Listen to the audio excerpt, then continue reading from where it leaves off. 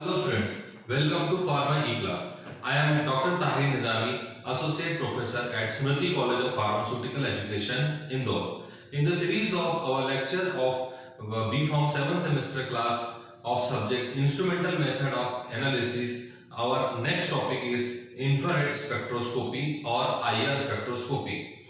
This is very important topic as far as your examination is concerned and GPAT examination is concerned. IR spectroscopy is also known as vibrational spectroscopy, and the full form of IR spectroscopy is infrared spectroscopy, because in this type of spectroscopy infrared radiation is utilized for the analysis of sample.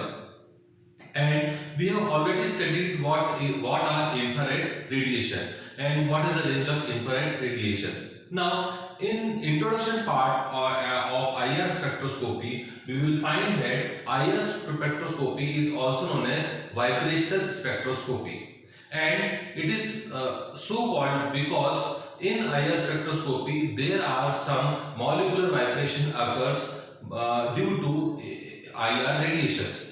इसका मतलब ये होता है कि IR spectroscopy को vibrational spectroscopy इसलिए कहा जाता है क्योंकि इस स्पेक्ट्रोस्कोपी के अंदर वाइब्रेशंस प्रोड्यूस होते हैं मॉलिक्यूल्स के अंदर by effect of IR radiation. वो कैसे प्रोड्यूस होते हैं हम थोड़ी देर बाद देखेंगे.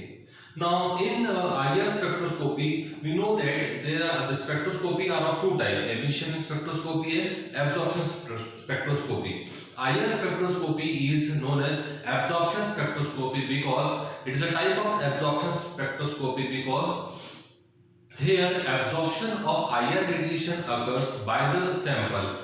In UV spectroscopy, absorption of UV light is occur. In IR spectroscopy, absorption of IR radiation occurs. And after absorption of IR radiation, these molecules tends to vibrate or rotate, and that form the basis of principle of IR spectroscopy, which we will study after some time. The main important criteria for any compound to absorb IR radiation or to show molecular vibration is presence of dipole moment. We know that what is dipole moment. Dipole moment is dipole is presence of two different charges, positive and negative charge. For example, molecule of formaldehyde. If I draw molecule of formaldehyde, so you can see that in oxygen, since it is more electronegative than carbon, it develops a partial negative charge, and in carbon it develops partial positive charge. Hence, in carbon oxygen bond, there is a dipole, and if there is dipole, so we can say that formaldehyde is IR active. So some organic compounds are IR inactive and some compounds are IR active. Those compounds are IR active which possess dipole moment or dipole in their structures. So this is the major requirement or necessary requirement of any compound to absorb IR radiation. So IR spectroscopy के अंदर हम आगे पढ़ते हैं IR range के बारे में. What are IR range? We have already discussed about what are the various electromagnetic radiations and what are the different ranges. For example, in case of UV spectroscopy, we have studied that the range of UV spectroscopy is around 200 to 400 nanometer. And in case of visible spectroscopy, the range is around 400 to 700 nanometer. So, thus we can say that in IR spectroscopy, there is also certain range. Now, IR range, we can classify IR range into three regions. Number one is near IR region, number two is mid IR region, and number three is far IR region. Total IR region can be divided into three regions: near IR, mid IR, and far IR. Now, let us discuss each by one. And the most important region for our spectral analysis is mid IR region. It is actual IR region because majority of organic compounds absorb IR radiation of this range, mid IR region.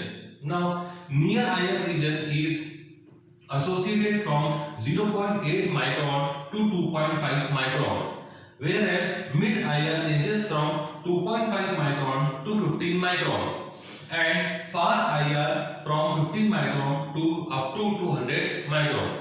Now, but in case of IR spectroscopy, there is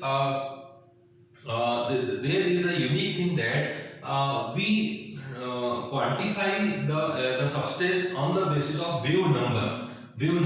So if we want to convert this micron into wave number, so we can easily convert by this formula. Nu bar is equal to 1 upon lambda, where nu bar is wave number and lambda is the wavelength of radiation. So if we want to convert this wavelength into a wave number, so we can easily convert this wavelength, which is in micron, into wave number by applying formula nu is equal to 1 upon lambda. We have lambda with us, although this lambda is in unit micron, and we know that 1 micron is equal to 10 to the power 4 centimeter. So if we want to convert this 0.8 micron into wave number, so it will come out to be around 12,500 centimeter inverse to 4,000 centimeter inverse. This can be applied by simply applying the formula. So wave number corresponding to 0.8 micron will be 12,500, and wave number corresponding to wavelength 2.5 micron will be 4,000 centimeter. This particular region is known as near infrared region. Then comes mid infrared region. Mid infrared region come from 2.5 micron to 50 micron. So if we convert this 2.5 micron by applying this formula to wave number, so we will find that the range of mid IR or actual IR is 4,000 centimeter inverse to 667 centimeter inverse, and finally in far IR radiation the range is 15 micron to 200 micron, and if we convert this into our wave number, it comes to 667 centimeter inverse to 50 centimeter inverse. So this is about the IR ray, and this is about the introduction of IR radiation. Now before discussing about the principle of IR radiation, let us discuss what are the fundamental of IR radiation. Now what happens when any sample is absorb IR radiation? So there occurs a molecular vibration in the molecule, and these molecular vibration are known as fundamental vibration. All fundamental vibration in a molecule can be classified into two major categories. Number one is stretching and number one is bending. Number two is bending. So stretching vibration or bending vibration. Now as name suggests, stretching vibration means when molecules is stretched.